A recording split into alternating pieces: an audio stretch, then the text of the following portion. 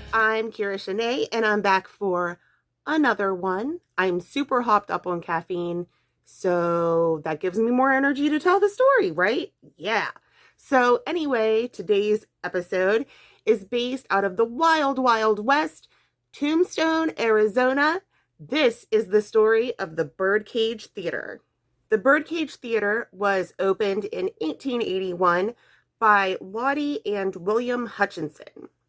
Their location is in Tombstone, Arizona, and the Hutchinsons thought they were going to open up a nice place that provided family-friendly entertainment via theatrical shows, etc., etc.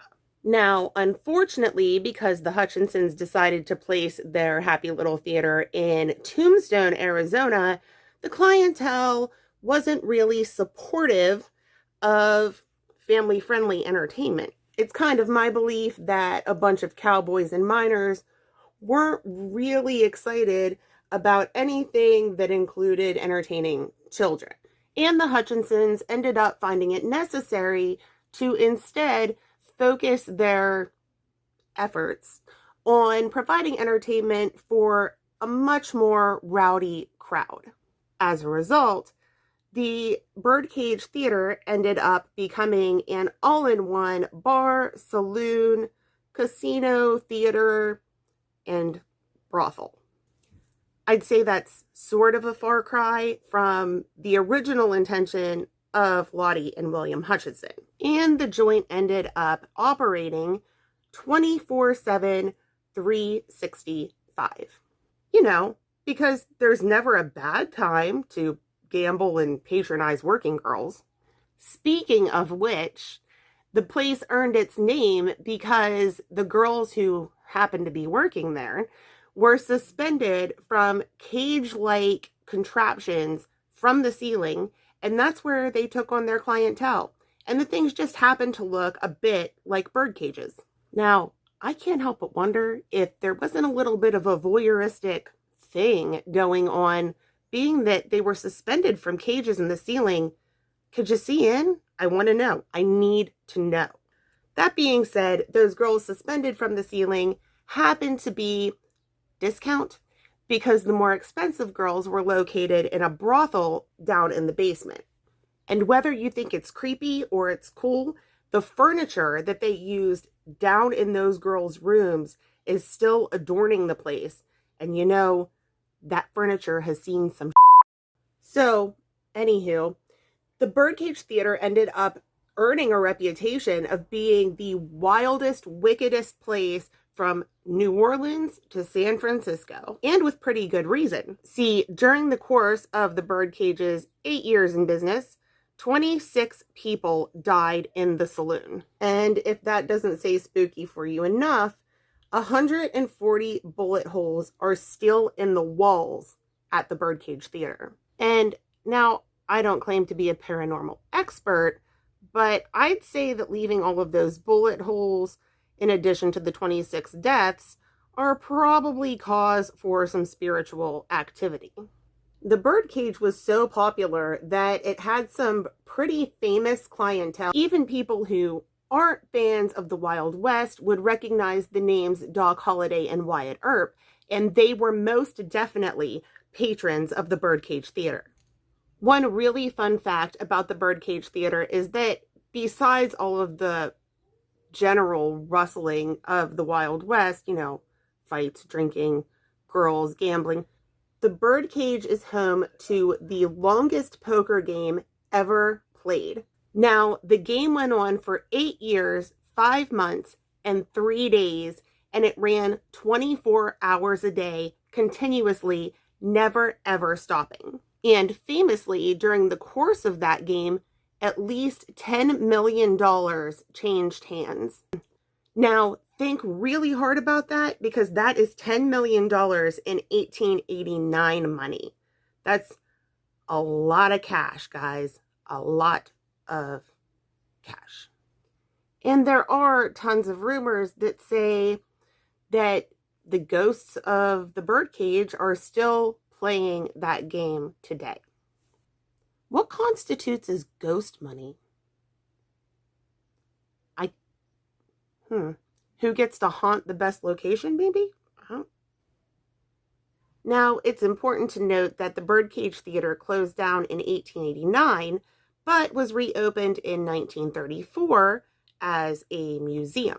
See, the establishment's decor never changed, and there were too many great artifacts to just let it all go to waste. A few of the bizarre items on display are a merman, technically the tombstone merman, an odd little mummified creature that is small but does resemble a mermaid that they keep in a glass case on display for tourists to check out. Now, that being said, the semi-creepy part is that nobody's really 100% sure where the merman came from or how it ended up in the Birdcage Theater. And as if dentists weren't creepy enough, they also have on display Doc Holliday's dental chair. And then there's the imminent death chair. What kind of name is that? That's horrible. I mean, of Curly Bill. Now, legend has it that Curly Bill was sat in the chair getting a haircut when he was spotted and recognized by Wyatt Earp, who subsequently killed him. And if you need a little extra creep factor, on display is the Black Mariah, which was actually Tombstone's horse-drawn hearse. Like, as if you don't already have 26 deaths in the place, you want to bring in a hearse that's carried who knows how many dead bodies. Now, what I think is probably the most interesting and probably the most nightmare-inducing item on display at the Birdcage Theater is the stiletto of a prostitute named Gold Dollar. Now, this isn't any normal stiletto. See, what Gold Dollar used this stiletto for was to cut the beating heart out of another rival prostitute inside the Birdcage Theater, right on the casino floor. I mean, of course, next to all of the riotous activity done by the men in the saloon, I can assume that that probably fits right into the history of the place, don't you think? Now, the current operators of the Birdcage Saloon say that all 26 people that died within its walls are still haunting the place.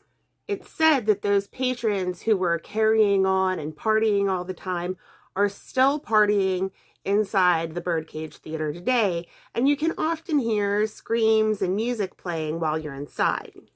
Now, being that it still has all of its original things and such weird things on display, it is a place that tourists and paranormal investigators flock to. And a lot of those people that visit say that they have seen apparitions of the prostitutes, that they've been pushed, and that they have heard disembodied voices.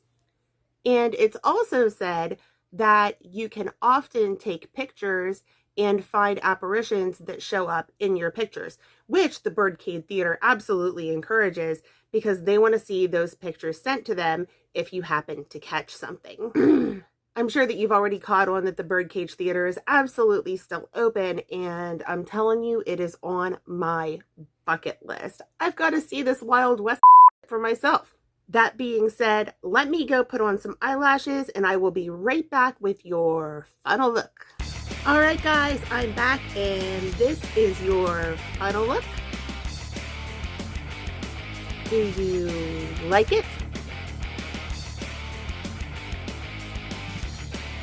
I love it! Anyway, you guys, I hope you had fun. I hope you enjoyed today's story. Don't forget to always love yourself, always be a unicorn, and I'll see you next time. Bye!